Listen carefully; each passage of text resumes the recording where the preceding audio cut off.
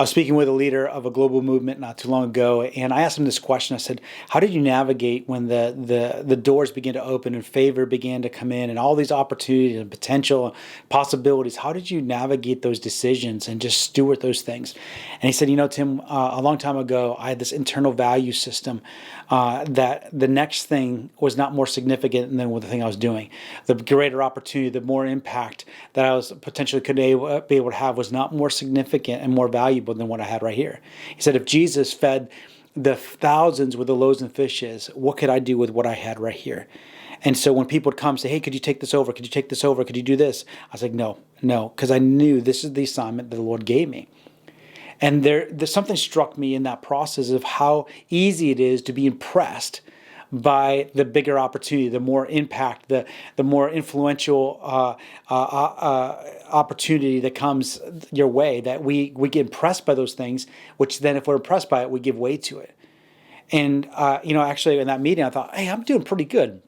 I feel like I'm doing pretty good. I'm not impressed by people's resumes. I'm not being pulled in different directions. Well, the next day I'm in the shower and the Lord convicts me and says, Tim, if you went and said to this person, hey, do you know that this door's open up and this door's open up, the political realm's open up and this door just opened up, and I would, even in my excitement, in my tone, it amplifies the very aspect that I'm impressed, or I think these things are more significant than what I'm doing. And I want to challenge you, even in your own journey, that whether it's a business or you're leading something, to do a heart check and say, Lord, what do I see as more significant than what you've given me to do? What am I impressed with? This leader was a leader of a church movement.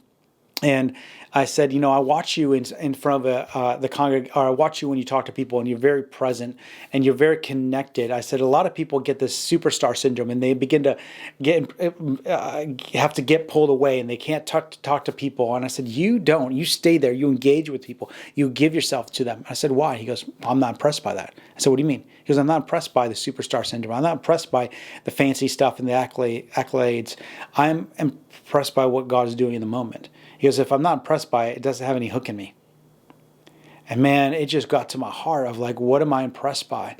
What do I value? What do I celebrate? And I just want to encourage you. Sometimes we think the next thing is more significant than the thing we're doing right now. We think the greater opportunity, the greater impact, the bigger project is more significant than what we have right now.